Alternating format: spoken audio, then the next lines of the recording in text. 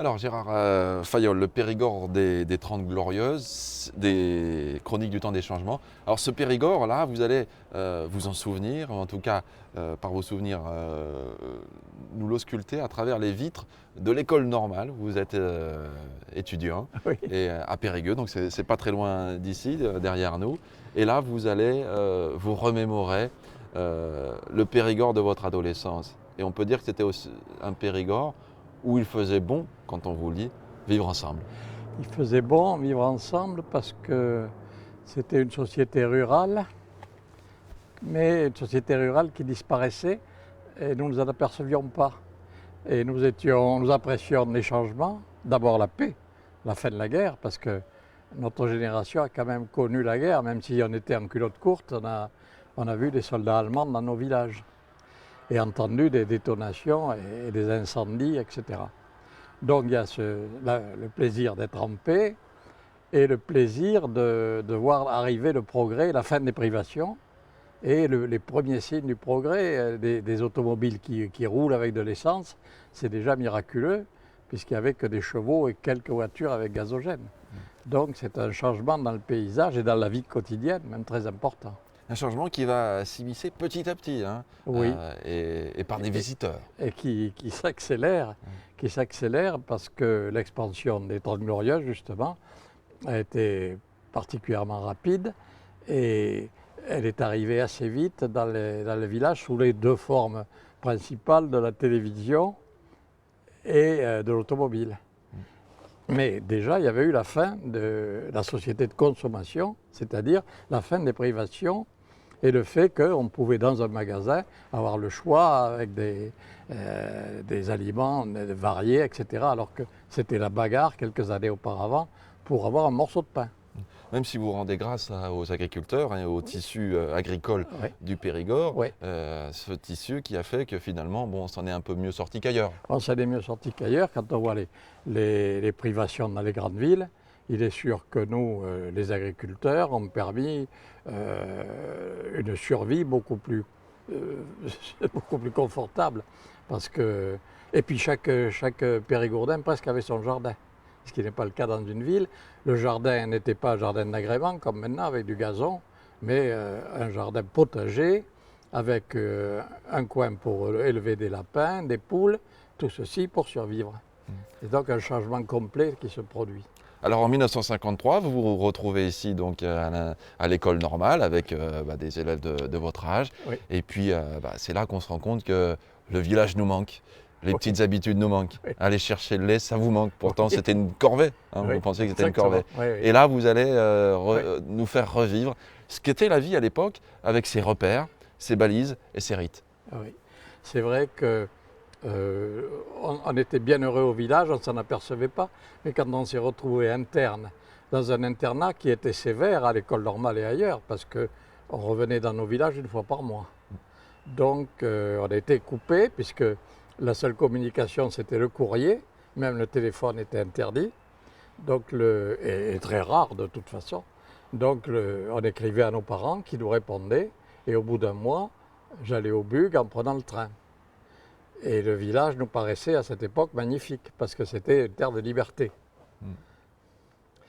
Et c'était aussi une façon de vivre à la campagne qui avait des loisirs qui n'étaient pas du tout encadrés. On faisait un peu ce qu'on voulait. Et on avait le sentiment effectivement d'un petit paradis perdu.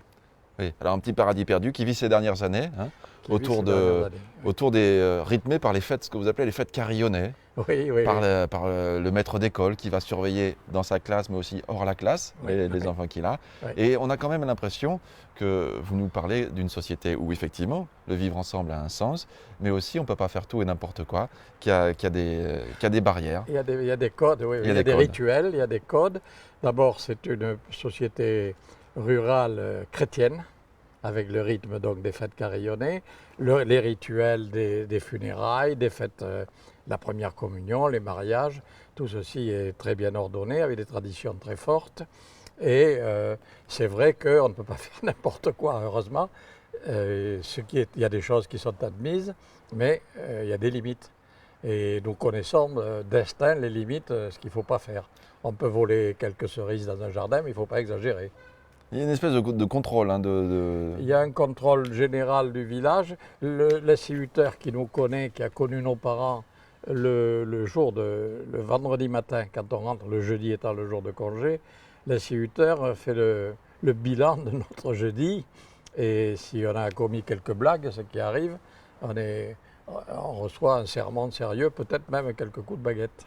Et ça, vous en prenez acte, hein, des châtiments que vous pouvez recevoir par le maître. D'ailleurs, vos parents lui donnent le droit de... Ah oui, parce oui, tout à fait. parce qu'on Oui. sait que c'est pour votre bien, c'est ce que vous dites. C'est ce qu'on dit. C'est Bon. ce que les parents admettent et disent si l'instituteur, si monsieur Laval te tire les oreilles, c'est pour ton bien. Il ne leur viendrait pas à l'idée d'aller se plaindre parce que j'ai été martyrisé. Alors on assiste donc à ces scènes de village, à ces scènes de vie. On se dit que finalement on vit plutôt bien ensemble dans la collectivité, que vous avez dû vous amuser. Et aujourd'hui on n'a plus tout ça et on a beaucoup plus de problèmes. Oui, alors ça paraît un peu bizarre parce qu'on était dans une société de privation, une société où il y a eu encore des tickets très longtemps, même pour avoir du pain, pour avoir de la viande, pour avoir de l'essence. On avait des tickets et chez les commerçants, il fallait présenter des tickets. C'est donc quand même une société de restriction. Et en même temps, on a une certaine nostalgie d'un art de vivre. Parce que, mais ça c'est un peu parce que nous sommes devenus internes et qu'on entre dans un monde qui est cadré plus sévèrement. Alors vous découvrez le paradis perdu parce que vous êtes Oui. emprisonné entre guillemets dans votre Oui. école normale. Et vous allez le découvrir ce paradis aussi par les touristes qui arrivent et qui vont, Exactement. Oui. vous pointer du doigt Oui. tous les charmes Oui. du Oui. pays. Oui, oui. Mon père avait une station-service, les touristes descendaient de voiture et se plantaient sur la place du Bug, regardaient la Vézère, disaient que c'est beau. Mais à ce moment-là, on prenait conscience du fait que c'était beau, puisqu'ils le disaient. Donc, ils nous ont permis de prendre conscience, comme souvent les touristes anglais qui sont venus s'installer nous ont fait prendre conscience de la valeur de l'architecture rurale, etc. Et les préhistoriens nous ont fait prendre conscience du fait que nos terrains de jeu, les grottes, étaient aussi des temples de la science. Alors ça infuse hein, Oui. petit à petit l'esprit de tous les Périgourdins. Oui. Alors voilà, certains n'en reviennent pas qu'on puisse mettre de l'essence pour aller dans une voiture pour aller découvrir, hein, les touristes, pour aller Oui. découvrir des Oui. sites de leur département. Oui, oui. On n'y croit pas. On n'y croit pas, oui, parce Ouais. que l'essence, encore une fois, c'est un luxe considérable. Et prendre une voiture pour aller se promener, c'est quand même bizarre. On prend une voiture pour venir à Périgueux pour voir le médecin, ou pour passer un examen, bien sûr, mais, ou le train. Mais le voyage touristique, bon, on a vu arriver les premiers touristes à bicyclette, puis après des touristes en voiture, qui viennent voir d'un musée comme aux Zézy.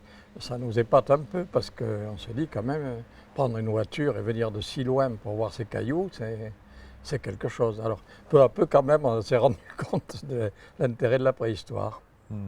Que si on s'infuse un peu, c'est vrai, parce qu'on entendait parler, on a participé de près ou de loin à des découvertes, et on était un peu chez nous dans les abris sous roche où il n'y avait pas grand contrôle. Et on était des collectionneurs très amateurs de silex. Donc on est devenus des préhistoriens amateurs. On a l'impression que c'est un peu l'époque du tout est possible. Oui, mais c'est vrai, et c'est ce qu'ont dit des sociologues, qu'on vivait, on avait l'impression de vivre dans une période de progrès infini. Oui. Et puisqu'on s'est habitué, on s'habitue vite au progrès, on s'est vite habitué à avoir des voitures plus belles que nos vieilles bagnoles, plus rapides, plus confortables, avec des radios sur le toit. Et on s'habitue très vite à avoir une bagnole de plus en plus belle. Et on s'imagine qu'on aura des voitures un jour immenses. Et puis, quand on arrive à la fin des 30 Glorieuses, effectivement, cette cassure illustrée, si l'on peut dire, par le chômage, alors qu'on a connu le plein emploi et que pour trouver du boulot, nous n'avons jamais cherché très longtemps, on est dans un monde nouveau et il y a quelque chose qui se casse. Oui, parce que quand vous parlez des souvenirs que vous avez des grandes entreprises, les Marbeau, les Condat, etc., vous dites, on avait l'impression qu'elles étaient en perpétuel Développement. développement. Et c'était le cas, puisqu'elle passait de 1000 à 2000 ouvriers et qu'elle se développait. On fabriquait des millions de chaussures, on fabriquait dans le Nontronais des millions de pantoufles et on disait évidemment, il n'y a pas de raison que ça s'arrête. Sauf qu'aujourd'hui, vous parlez d'archéologie industrielle. Sauf qu'aujourd'hui, beaucoup de ces usines, moi j'avais des parents qui avaient une filature à Belvès, qui à l'époque produisait évidemment, consommait, rassemblait toute la laine du pays. Maintenant, il n'y a pas de laine dans le pays, ça ne vaut pas la peine d'être ramassée. Et à plus forte raison, les filatures sont en Chine pour le moment. Donc, cette filature est devenue un musée. Est-ce que vous avez su, votre génération, en profiter de ces 30 Glorieuses au moins? Alors, je pense parce que d'abord, on en a profité grâce à l'éducation. La Troisième République avait fait l'école primaire et la quatrième et la cinquième ont fait le secondaire et le supérieur. Si bien que nos parents avaient pu passer le certificat d'études et nous, on nous a mis dans la poche le baccalauréat éventuellement ou les licences ou autres. Et donc, c'est là qu'on a ressenti directement, on ne le mesurait pas sur le coup, on le mesure après coup, la grande révolution quand même de l'enseignement. Quelques bacheliers au début du siècle et des milliers de bacheliers, enfin c'était quand même, à l'époque où un emploi suivait, le sentiment d'un monde nouveau qui changeait en bien. Parce que là, l'école normale où vous étiez, en 1953, c'était une poignée de Périgordins. C'était 15 élèves par promotion. Ouais. 15 élèves par promotion, nous étions 60 à l'école. Et nous avions un professeur, les professeurs pour 15 élèves, donc c'était nous étions particulièrement suivis et c'était un enseignement très personnalisé.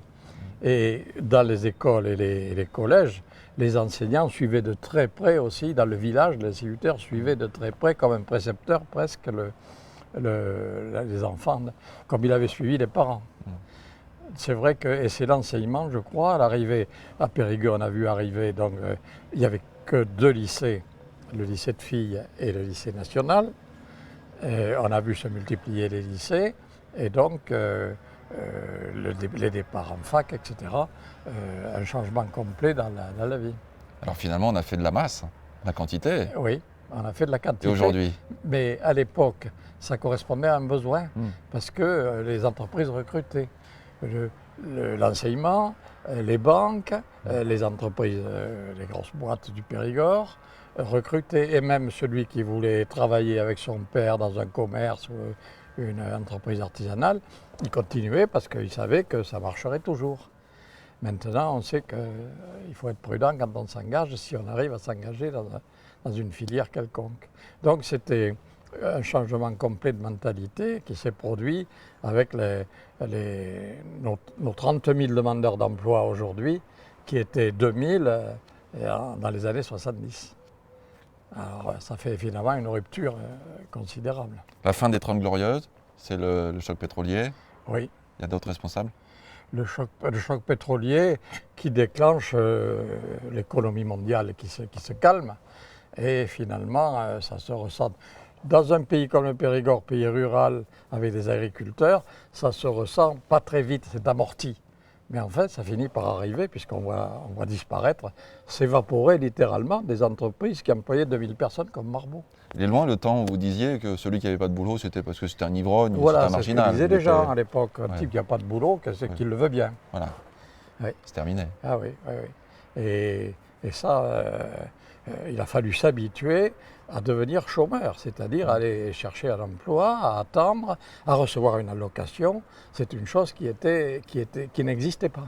Et vous, à cette époque, là, vous êtes un homme politique. Oui, oui. Moi, j'arrive à la fin des 30 Glorieuses en politique. Ah oui, ça c'est dommage. Eh oui, c'est dommage. Alors on commence à voir les chiffres du chômage qui deviennent plus sérieux. Et le maire dans le village devient l'agence pour l'emploi.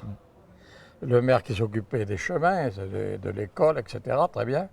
On vient voir, monsieur le maire, je cherche un emploi pour mon fils. Ou monsieur le maire, j'ai perdu mon emploi. Et c'est un défi très lourd pour les élus. Bon, les élus sont devenus des antennes de l'Agence pour l'emploi qui va connaître un développement, elle, spectaculaire. Et après, il y a eu le ressentiment aussi des générations qui sont venues après pour les vôtres en disant ils en ont bien profité, ça a été des égoïstes. Oui, je crois que ça, peut-être pas des égoïstes, mais on dit vous aviez du boulot. C'est vrai que c'est difficile de dire le contraire.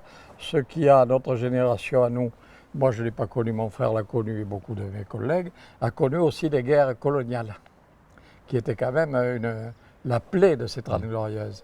Parce que vous avez quand même dans 200 victimes de la guerre d'Algérie en Dordogne. Donc ça fait dans 200 villages au moins, c'est pas rien, qui ont vu un de leurs enfants mourir en Algérie, au Maroc, ou en Indochine. Donc c'était pas un paradis. Il y avait cette plaie permanente. On ne savait pas comment s'en sortir. La guerre d'Algérie, on ne savait pas comment elle finirait, et si elle finirait un jour. Et l'atmosphère était quand même très lourde parce que le service militaire faisait que chaque enfant de village devait tôt ou tard, la menace existait évidemment. C'était quand même pas un Éden complet. Alors on était dans la société du plein emploi, vous l'avez dit. Oui. Finalement on n'avait pas trop de soucis. Malgré tout, les 30 Glorieuses sont aussi porteuses de mai 68. Oui. Comment on va le vivre ici? Oui. Et est-ce que ça ne marque pas déjà le début de la fin de l'autorité en France? Parce que la crise de l'autorité, après, on sait ce que ça va générer plus tard. Est-ce que vous ne voyez pas aussi là un tournant? Alors, mai 68, j'étais à Matignon quand ça s'est passé, donc j'étais du côté de la... On allait voir la Révolution à midi, on allait à la Sorbonne écouter les gens. Le soir, on restait chez nous parce que ça chauffait dans les rues, c'était pas une plaisanterie. Mais enfin, je crois que mai 68 a été vécu intensivement à Paris et beaucoup moins ici, puisqu'on a vu le résultat immédiat aux élections législatives qui ont suivi en 68, avec une victoire totale, un raz-de-marée du parti au pouvoir. C'est-à-dire que la contestation était quand même très, très parisienne, entre guillemets. Et l'esprit s'est répandu après, bien sûr, la littérature, le spectacle, les idées de 68, tout le monde en a profité d'une certaine façon. La libération des mœurs, tout ça, très bien. Mais dans nos villages, mai 68, ça a été la surprise et un peu l'incompréhension. Les fameuses automobiles qui brûlaient boulevard Saint-Germain, les gens ici trouvaient qu'on avait autre chose à faire que de brûler des automobiles. Ça, c'est le bon sens, le bon sens paysan. Et oui, et puis la société quand même encore d'économie et de gestion rigoureuse. Faire brûler des automobiles, c'était un luxe, surtout pour des idées. Et la crise de l'autorité, on parlait de l'instituteur tout à l'heure qui avait...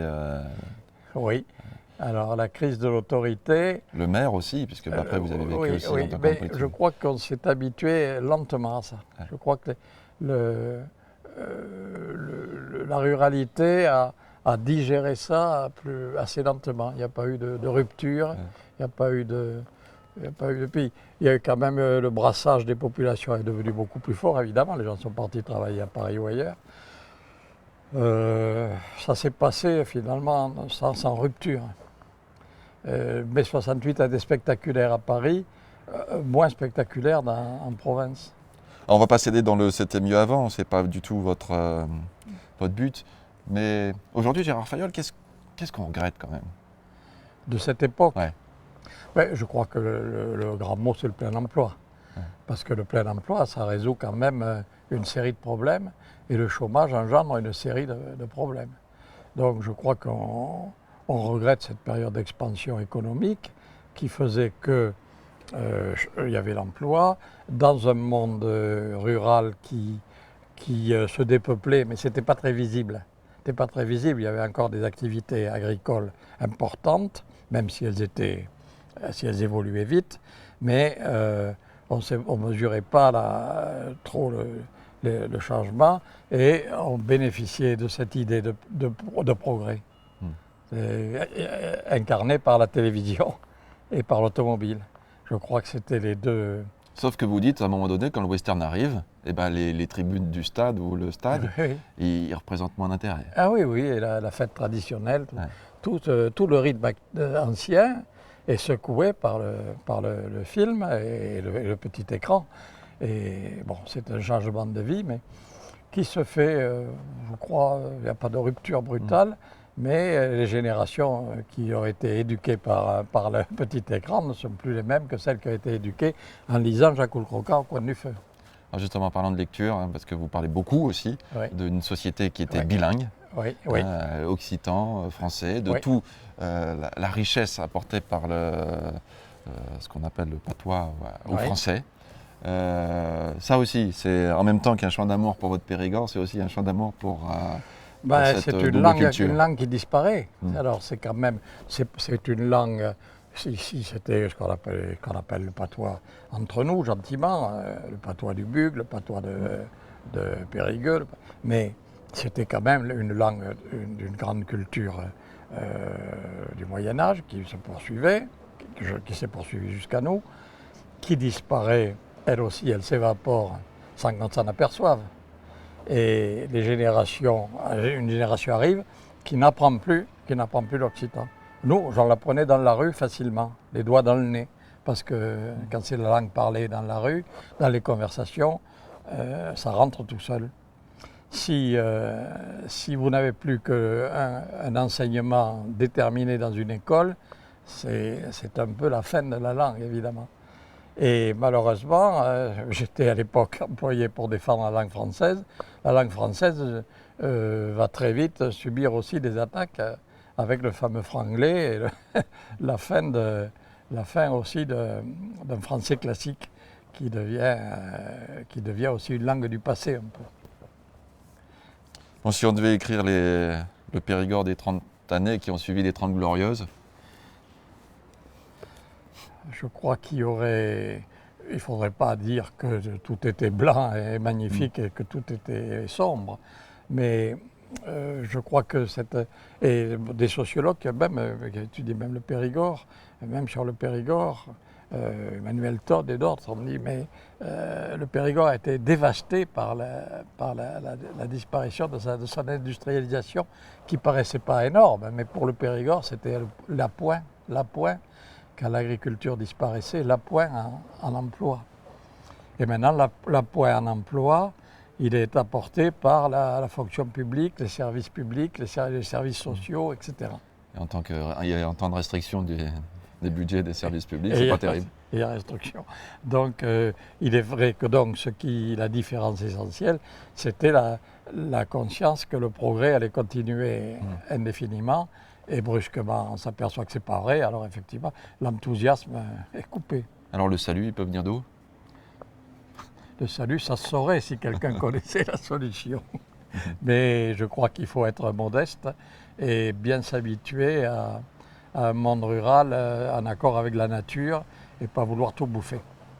Refaire ce qu'on faisait avant. Un peu. Un peu. Bon, c'est un chant d'amour, ça, pour le Périgord. Peut-être, oui. Ouais. Oui. Ah bon. C'est un chant d'amour. Oui, en tout cas, oui. C'est votre Périgord, ça, vous y tenez. Oui. Tous les gens qui y sont dedans, toutes les personnes que vous avez croisées, les historiens, Oui. les paysans écrivains, préhistoriens. Oui. Ouais. Oui, ah oui. Il y en a du monde, hein, du beau monde en Périgord. Ah oui, il y a du beau monde, oui. Hein. Oui. Il y a une chose incroyable, il y a un milieu scientifique. Et il y a un milieu scientifique qui s'est implanté dans la population. Il y a des préhistoriens spontanés, si je puis dire, qui ont fait des découvertes importantes. Donc ça, c'est un aspect sympathique, c'est vrai. Et puis il y a du beau monde pour tout ce qui est les femmes d'architecture, qui la réhabilitent, etc. Enfin, il y a peut-être du beau monde partout, mais il y en a en Périgord. Merci. Merci. Mettez, Oui. Et puis il y avait, je le dis, je crois,